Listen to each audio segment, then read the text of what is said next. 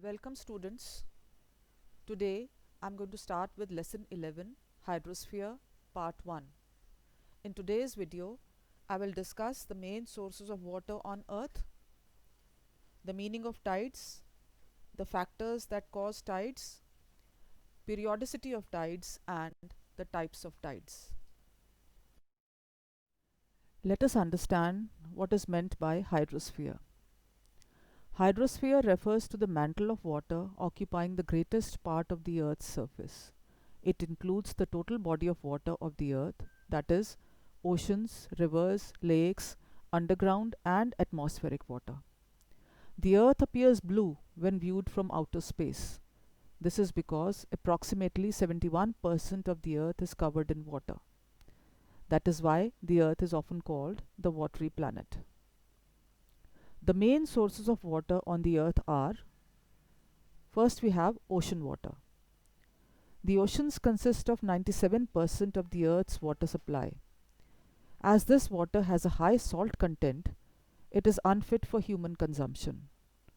Of the remaining 3%, 2.3% is locked in the polar ice caps, 0.7% is available as fresh water, but 0.66% is groundwater, and the rest 0.03% is available to us as fresh water in rivers, lakes and streams.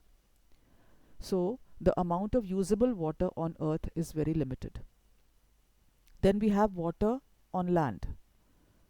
The water on land consists of rivers, streams, lakes, etc.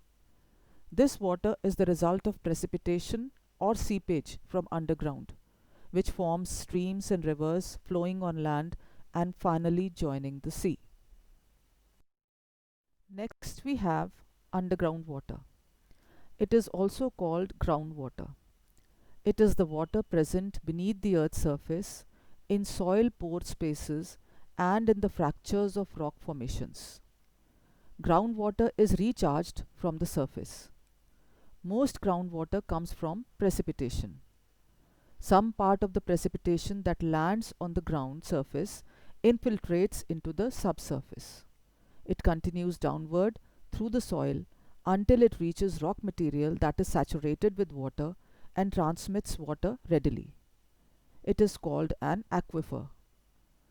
Wells can be drilled into aquifers, and they are one of the most important sources of fresh water on earth. Finally, we have water in the atmosphere. The sun's heat causes the surface water to heat up. Water from the oceans and other water bodies changes into water vapor and rises up into the atmosphere. This gives rise to humidity. The water vapor then condenses, forms clouds, and precipitates as rain, snow, hail, etc. Now let us understand the hydrological cycle. All the water on earth is connected and is constantly moving.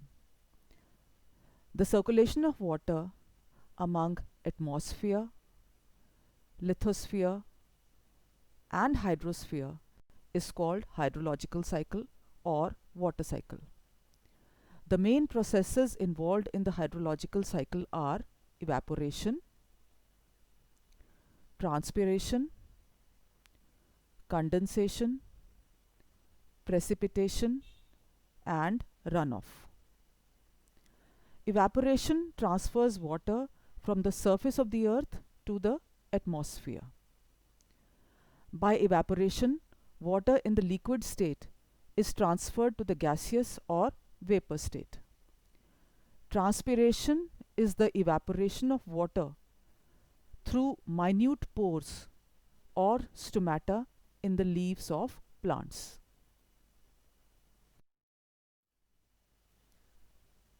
In the atmosphere, condensation takes place and the water vapor changes back to liquid state. By condensation, water vapor in the atmosphere is released to form precipitation. Precipitation falls to the earth's surface in the form of rain, snow, hail, etc. Some of the precipitation percolates into the soil, and the remainder flows directly as surface runoff into the ocean or sea. The movement of ocean waters takes place in three different ways, that is, through waves, currents, and tides. Let us understand what is meant by tides. The rise and fall of seawater due to gravitational forces of the sun and the moon are called tides.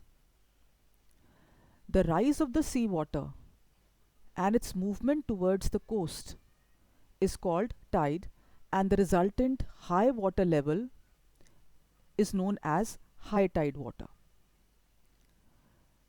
The fall of the sea water and its movement towards the sea is called ebb, and the resultant low water level is called low tide water.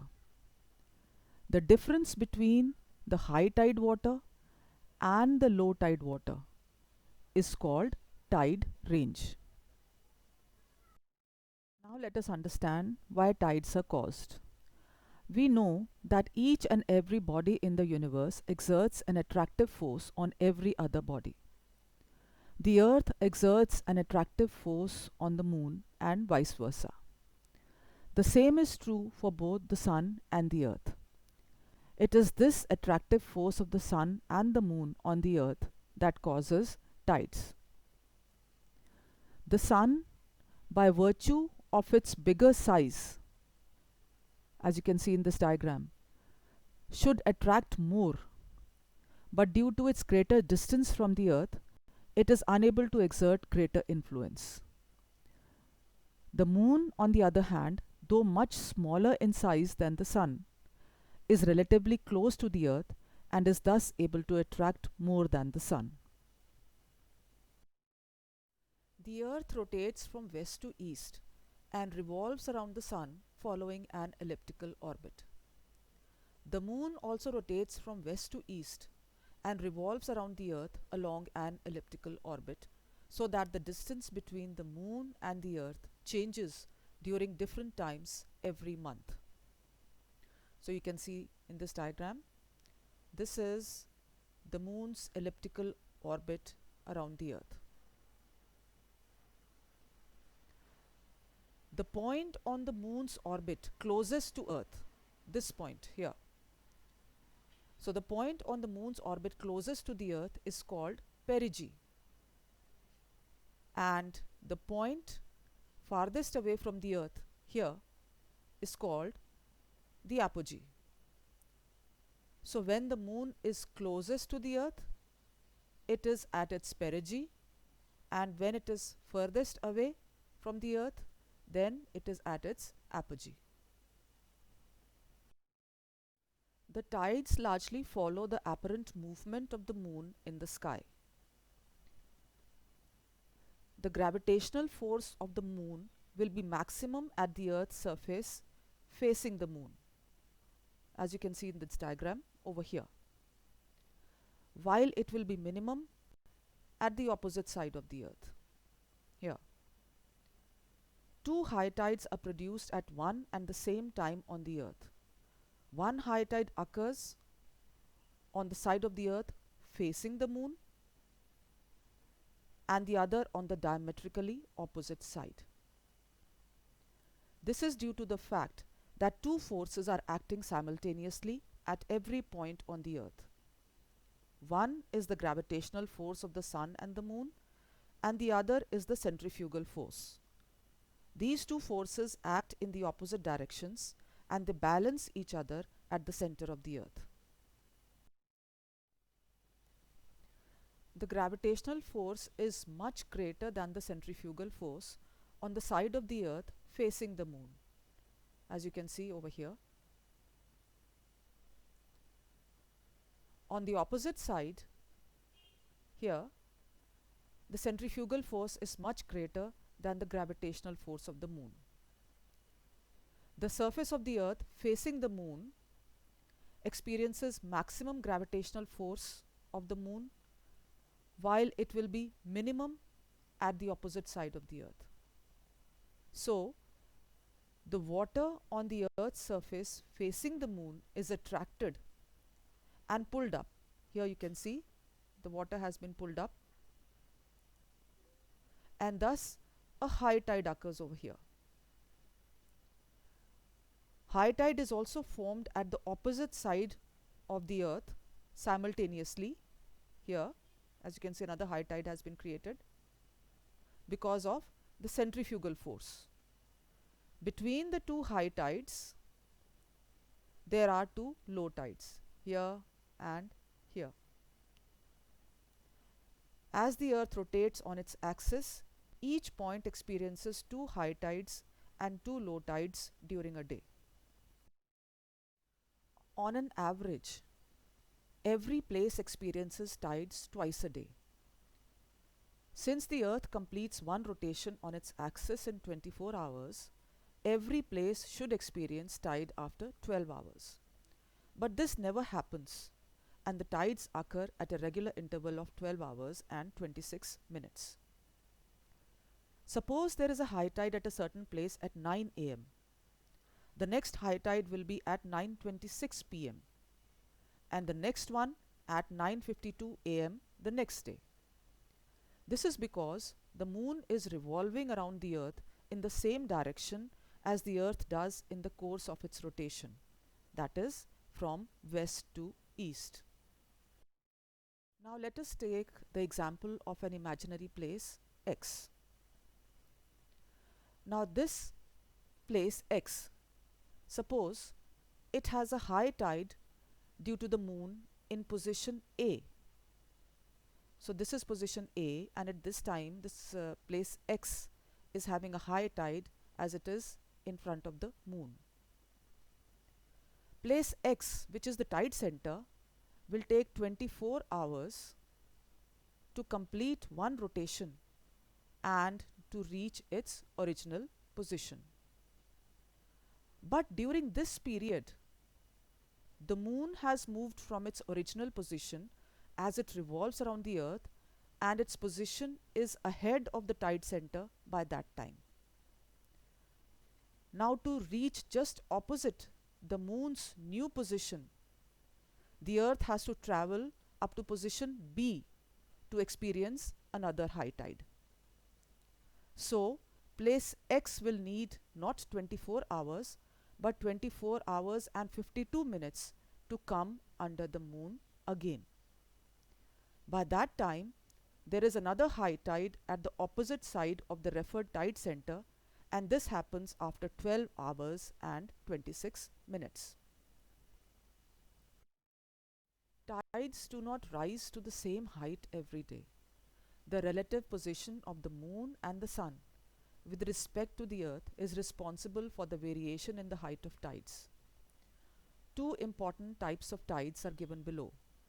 First, we have the spring tides. On full moon and new moon days, the moon, the earth, and the sun are almost in the same line. As you can see in this diagram, this is the full moon and this is the new moon. And in both the diagrams, you can see that the sun, moon, and the earth are in the same line. On these days, the sun and the moon exert their combined gravitational force on the earth. Thus, on these 2 days, the high tides are the highest and are known as spring tides. The height of a spring tide is about 20% more than the normal high tide. They occur twice every month, on full moon and new moon days. Next we have neap tide. On half moon days, that is, the first and last quarter phases of the moon, the sun and the moon are at right angles to the earth. So again you can see in this diagram, this is the first quarter phase and this is the last quarter phase. And you can see in both these diagrams, the sun and the moon are at right angles to the earth. So this is the earth, this is the sun and the moon at right angles. Here also you have the earth and the moon and the sun at right angles. The tide producing force of the moon and the sun work in opposite directions and they partly cancel each other's force. In such cases, the high tide is lower than the normal and the low tide is higher than the normal. The difference is about 20%. This is known as neap tide. I conclude my lecture here. In today's video, I discussed the main sources of water on earth, the meaning of tides, the factors that cause tides, the periodicity of tides, and the types of tides. Thank you.